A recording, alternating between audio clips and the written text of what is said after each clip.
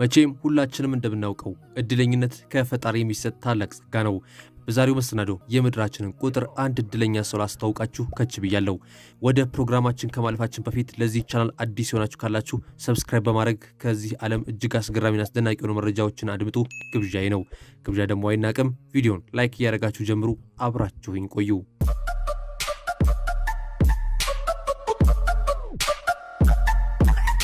ይህ የምትመለከቱት ሰው ፍሬድ ሴላክ ይባላል።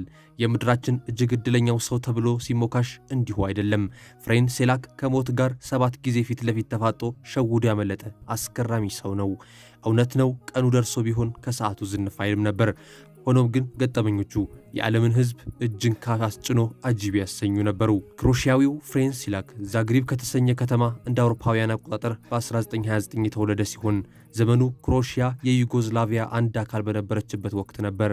ፍሬድ ሴላክ በሀገሩ ከነበሩ ግጭቶች በተጨማሪ የሁለተኛውን የዓለም ጦርነት መትረፍ የቻለ ቢሆንም ምናልባትም እድለኛ ነው ሲባል ከእነዚህ ጦርነቶች መትረፍ እድለኛ አያስብልም ትሉ ይሆናል። ነገር ግን የፍሬድ እውነተኛው የእድለኝነት ታሪክ የሚጀምረው ከዚህ በኋላ ነው። የመጀመሪያው የሞት ግብግብ በ1962 እንደ አውሮፓውያን አቆጣጠር ነበር።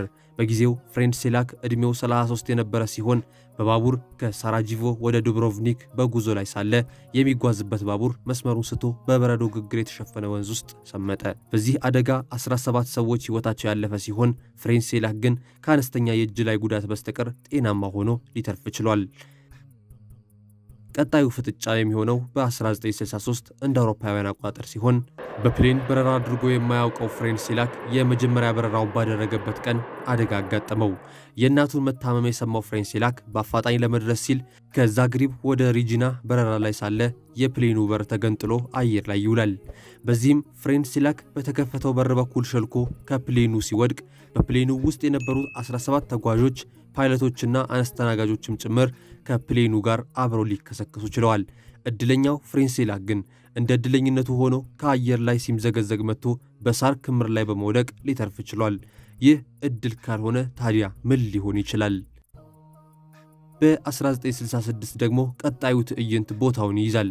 ፍሬድ በሀገር አቋራጭ አውቶቢስ ተሳፍሮ ጉዞን እያደረገ ይገኛል። በድንገት አውቶቢሱ መንገድ ስቶ ወንዝ ውስጥ ይገባል። ሆኖም ግን ፍሬድ ሴላክ አንድም ነገር ሳይሆን ሊተርፍ ችሏል።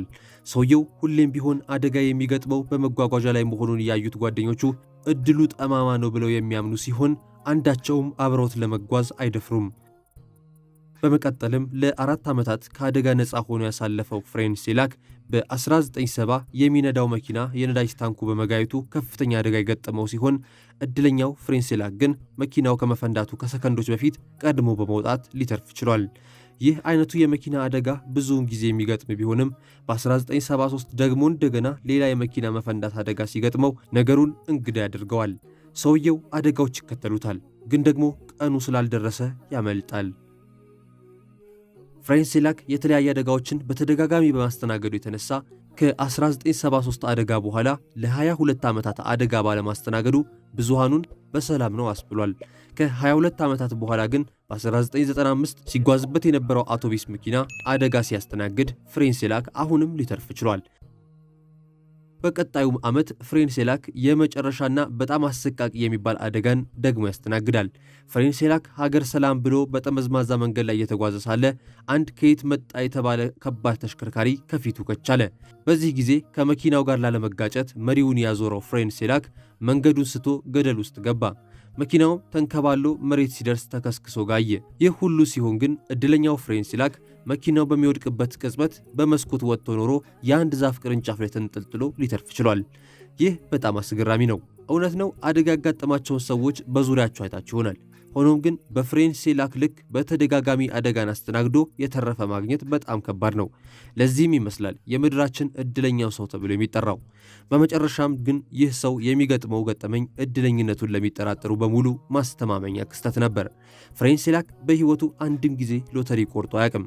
ከዕለታት በአንዱ ቀን ግን በዕድሜው ማምሻ ላይ የሚገኘው ፍሬድ ሴላክ የክሮሺያን ሎተሪ በመቁረጥ እድሉን ሞከረ።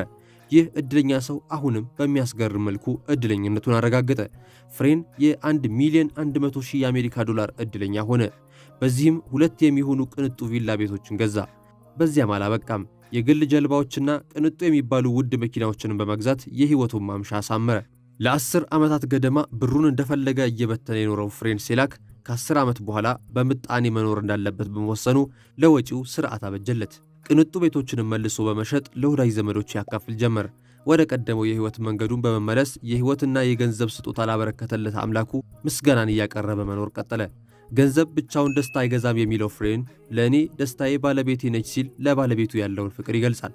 ይህን ሁሉ አደጋ በመትረፍህ እድለኛ ነህ ለሚሉት ሰዎች ደግሞ ፍሬን በተቃራኒው እንደውም ይህ ሁሉ አደጋ ቀድሞውኑ ወደ እኔ መምጣታቸው እድለቢስ ያደርገኛል ሲል ይሞግታል። ለነገሩ በዚህ ሰው እድለኛ ወይስ እድለቢስ በሚለው ጉዳይ በብዙሃኑ ዘንድ ያጨቃጨቀ ጉዳይ ነው። ክቡራን የቻናሌ ታዳሚያን በእናንተ አመለካከት ይህ ሰው እድለኛ ነው ወይንስ እድለቢስ? በኮመንት አሳውቁኝ። ለዛሬ ይዤላችሁ የቀረብኩትኝ የድንቅ ሰዎች ፕሮግራም ይህን ይመስል ነበር። ክቡራን የቻናሌ ታዳሚያን ለዛሬ ይዤላችሁ የቀረብኩት ፕሮግራም ይህን ይመስል ነበር። እንደወዳችሁ ተስፋ አደርጋለሁ። ለዚህ ቤተሰብ አዲስ ሆናችሁ ካላችሁ ሰብስክራይብ በማድረግ በየሳምንቱ የሚቀርቡትን አስገራሚ፣ አስደናቂ እንዲሁም ለማመን የሚከብዱ እውነታዎችን እንዲሁም መረጃዎችን ከዓለም ዙሪያ እንድትከታተሉ ጋብዛለሁ። በቀጣዩ መሰናዶ ተመልሰን እስክንገናኝ ድረስ ፒስ